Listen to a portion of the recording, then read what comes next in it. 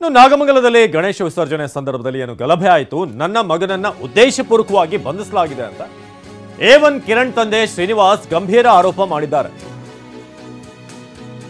ನನ್ನ ಮಗ ಯಾವುದೇ ಹಿಂಸಾಚಾರದಲ್ಲಿ ಭಾಗಿಯಾಗಿಲ್ಲ, ಆತ ಮೆರವಣಿಗೆಯಲ್ಲೇ ಭಾಗಿಯಾಗಿರೋದು ನಿಜ. ಆದರೆ ಆತನನ್ನ ಏನು ವಶಕ್ಕೆ ಪಡೆದಿದ್ದಾರಲ್ಲ, ಇದು ಸರಿಯಲ್ಲ. ಮೆರವಣಿಗೆಯಲ್ಲಿ ನನ್ನ ಮಗ ಭಾಗವಹಿಸಿರೋದು ನಿಜ.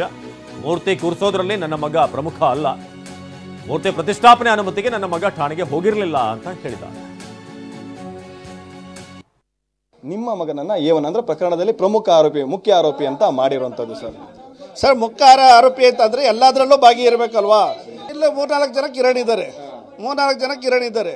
ಅಂದ್ರೆ ನಿಮ್ಮ ಮಗ ಇದರಲ್ಲೇನೋ ಪಾಲ್ಗೊಂಡಿದ್ರ, ಇದ್ರ ಉಸ್ತುವಾರಿ ಏನಾರ ವಹಿಸ್ಕೊಂಡಿದ್ರ? ಉಸ್ತುವಾರಿ ಯಾವುದು ವಹಿಸ್ಕೊಂಡಿಲ್ಲ ಸರ್. ಬೇಕಾದ್ರೆ ಕೇಳಿ, ಯಾರು ಬೇಕಾದ್ರೆ ಉಸ್ತುವಾರಿ ಯಾವುದು ವಹಿಸ್ಕೊಂಡಿಲ್ಲ. ನೀವು ಹೇಳ್ತಿದ್ದೀರಾ ಉಸ್ತುವಾರಿ ವಹಿಸ್ಕೊಂಡಿಲ್ಲ, ಗಣಪತಿ ಹಬ್ಬಕ್ಕೆ ಹೋಗಿದ್ರು, ಬಿಡೋದಕ್ಕೆ ಹೋಗಿದ್ರು ಅಂತ. ಆದ್ರೆ ಎಲ್ಲರನ್ನೂ ಬಿಟ್ಟು ನಿಮ್ಮ ಮಗನ್ನ A1 ಯಾಕೆ ಮಾಡಿದ್ರು ಸರ್? ಅದೇ ಕೇಳ್ತಾ ಇದ್ದು, ಏನಕ್ಕೆ ಮಾಡಿದ್ರು ಅಂತ. ಆ ಥರ ಏನಾರು ಇದ್ರೆ, ಇನ್ಸಿಡೆಂಟ್ ಏನಾಗಿದ್ರೆ ತೋರಿಸ್ಕೊಡಿ. A1 ಅಂತ ಅನ್ನೋಕ್ಕೆ ಇನ್ಸಿಡೆಂಟ್ ಏನು? ಈಗ ನಾವೇನೋ ಮುಖ್ಯಸ್ಥಾಗಿ ನಾನು ಹೋಗಿ ಗಣೇಶನ ಕುಡಿಸ್ತಾ ಇದ್ದೀನಿ ಸರ್ ನಮ್ಮ ಗ್ರಾಮದಲ್ಲಿ, ನಮಗೆ ಲೈಸೆನ್ಸ್ ಕೊಡಿ, ಅಥವಾ ಇನ್ನೊಂದಕ್ಕೆ ಏನಾರಲ್ಲಿ ಈಗ ಪ್ರೋಗ್ರಾಮ್ಗಳು ಮಾಡಿದ್ರು ಅವ್ರನ್ನಾರ ಕರ್ಸೋದಾಗಲಿ, ಆ ಪೆಂಡಲ್ಗಳು ಹಾಕ್ಸೋರು ಅವೆಲ್ಲ ಮಾಡೋದಾಗ ನಾವೇನಾರು ಮಾಡಿದರೆ, ನಮ್ಮ ಹುಡುಗರು ಹೆಸರಿದ್ರೆ ತೋರಿಸ್ಕೊಡ್ಲಿ ಮುಖ್ಯಸ್ಥಾನಕ್ಕೆ. ಇಲ್ಲಿಂದ ಯಾವುದ್ರೆಲ್ಲಾರು ಮುಖ್ಯಸ್ಥ ಅಂತ ಮಾಡ್ಕೊಬಂದ್ರಿ. ಇಲ್ಲಿಂದ ಯಾವ ಗಣೇಶಂಗೂ ನಮ್ಮ ಹುಡುಗ ಅಲ್ಲಿ ಯಾವ ವರ್ಷನೂ ಒಯ್ತಿರ್ಲಿಲ್ಲ. ಅದೇನು ಈ ಸಲ ಅವ್ನಿಗೆ ಗಾಚಾರ ಬಂದು ಹೋದ್ನ ಏನೋ ಗೊತ್ತಿಲ್ಲ, 1 ವರ್ಷನೂ ಅವನು ಹುಡುಗರ ಸಂಘ ಸೇರ್ತಿರ್ಲಿಲ್ಲ. ಅಂದ್ರೆ ಇದೇನಾರ ಉದ್ದೇಶಪೂರ್ವಕವಾಗಿ ನಿಮ್ಮ ಮಗನ ಹೆಸರು ಸೇರಿಸಿ ಉದ್ದೇಶಪೂರ್ವಕವಾಗೇ ಮಾಡಿರೋದು ಇದು. ಇದು ಏನು ಸರ್, ಮನೆ ಒಳಗೆ ಬರ್ಬೇಕಾದ್ರೆ ಈಗ ಒಬ್ಬ ಪೊಲೀಸ್ ನೀವು ಸರ್, ಪೊಲೀಸ್ ಆದವ್ರಿಗೆ ಇಂಥ ಊರಲ್ಲಿ ಲಿಸ್ಟ್ ಕೊಟ್ರೆ ಅವ್ರ ಮನೆಗಳು ನಿಮ್ಗೆ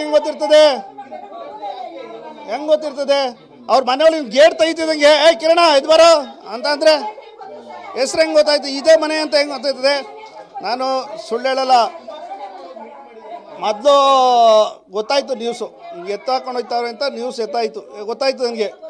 ನಾನು ಇದೇನು ಹಿಂಗೆ ಬುರು ಅಂತ ಜೂಪ್ ಓಡಾಡ್ತಾವಲ್ಲ ಅಂತ ಎದ್ದು ರೀಸರ್ಚ್ ಮಾಡಿಬಿಟ್ಟು ಮಾಡಿಬೇಕು ಹೋದೆ. ಏನು ಹಿಂಗೆ ಜೂಪ್ ಓಡಾಡ್ತಾವಲ್ಲ ಅಂತ ಮಾಡಿ ಮೇಲೆ ನಿಂತ್ಕೊಂಡು ಹೋದ್ರೆ ಇಲ್ಲಿ ಒಂದು ಮುಳ್ಕಟಮ್ಮ ಅಂತ ದೇವಸ್ಥಾನ ಅದೇ.